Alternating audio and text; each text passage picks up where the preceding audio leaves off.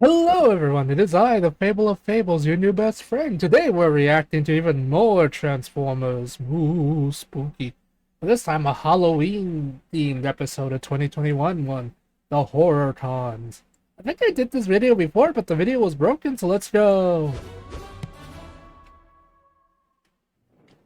Halloween is here again, and this year I thought the time was finally right for the basics on a pair of Decepticons whose name says it all. Apeface and Snapdragon, the Ape Horrorcons. Ape Face and Snapdragon. Oh, I love them. The Horrorcons were originally released in 1987. The toys were triple changers, each able to Ooh. transform into a jet mode and a beast mode. Apeface became a robotic gorilla, while Snapdragon became a dinosaur. They were also both headmasters, transformers whose heads disconnected and transformed into partner minifigures that could ride in their jet mode cockpits. The Horrorcons' unique gimmick was that their partners were triple changers too, Wait, transforming into the what? heads of both their robot and their beast modes. That's insane. Apeface and Snapdragon were both characterized as disgusting slobs. Apeface Ooh. delighted in being as obnoxious as possible, insulting everyone around him and deliberately neglecting his personal hygiene. Snapdragon was lazy, unmotivated, and loved wallowing in pools of grease, but he had a hair-trigger temper and Oh would god, violently this sounds lash out gross. at anyone who disturbed him. The pair's headmaster partners were aliens from the planet Nebulos. Apeface was bonded to Spasma, the nervous, insecure son of disgraced Nebulan aristocracy, whose partnership with the Decepticon only made his anxiety worse. I mean, it makes Snapdragon sense. to Crunk, a vulgar career criminal who made his living Crunk. kidnapping and extorting before he became the bodyguard of the evil Nebulan leader, Lord Zarak. The story of how the Horrorcons became headmasters was told in both Marvel's Headmasters comic book miniseries and the three-part finale of the Transformers cartoon, The Rebirth, which each put their own spin on the idea. In the comic, Apeface and Snapdragon were among the Decepticons under the command of Scorponok, who were summoned to Nebulos by Lord Zarak to help get rid of a group of Autobots who had settled there. To fight these Decepticons, the Autobots bonded with a group of heroic Nebulans to become headmasters. And to match their enemy's new power, the Decepticons bonded with Zarak's followers to become headmasters as well. Hey guys, I'm curious. What do you guys think about the headmasters in like the Transformers? Like, I want your opinions. I'm really curious about that. Let's continue.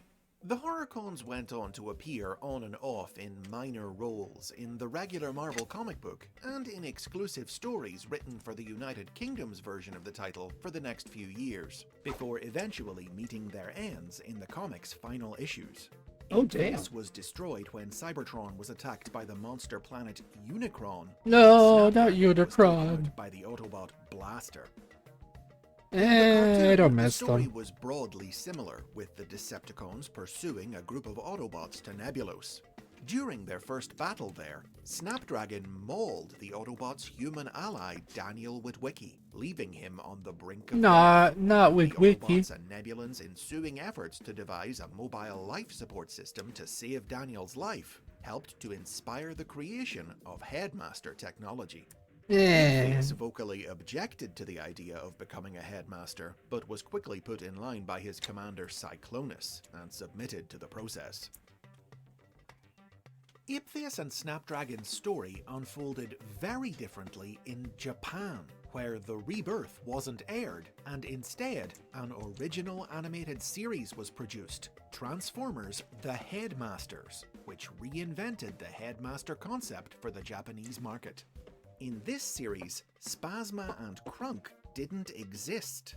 The small headmaster figures were Apeface and Snapdragon themselves, who connected to and controlled larger, lifeless robot bodies called transtectors. Introduced halfway through the series, the pair were part of a crew of tiny Transformers that left Cybertron millions of years ago to escape the war. These refugees settled on the planet Master, where they developed. Sometimes I wonder if it was a good idea that many of them actually did leave Cybertron, because the war got really bad. Oh dear. Developed headmaster technology, making themselves bigger and stronger to survive the planet's harsh climate. The Horrorcons were among those who sided with Scorponok when he staged a coup on Master, but when it ended in failure, they were all exiled into space. Most of Scorponok's followers went on to join Galvatron's Decepticons, but Apeface and Snapdragon roamed the galaxy together for a while, causing trouble, until they were finally recruited to join their old allies in Galvatron's ranks. The Horrorcons made a handful of other appearances in comics and storybooks across the US, the UK, and Japan in the late 80s, but they were never major characters. And this didn't change as the franchise moved into the 21st century. It made Never sense. getting any significant roles in any new series, both continuing to appear only in a minor capacity in the occasional comic book or video game. In 2004, Hasbro had plans to release a new kind of Horrorcon in the Transformers Universe toy line. Unrelated to the originals, these 4 new Horrorcons were to be spooky recolors of Beast Wars toys. So That actually seems kind of exclusively like a at funny Walmart idea. as a special Halloween promotion. Black Arachnia, Night Prowler, Waspinator, and Leatherhide.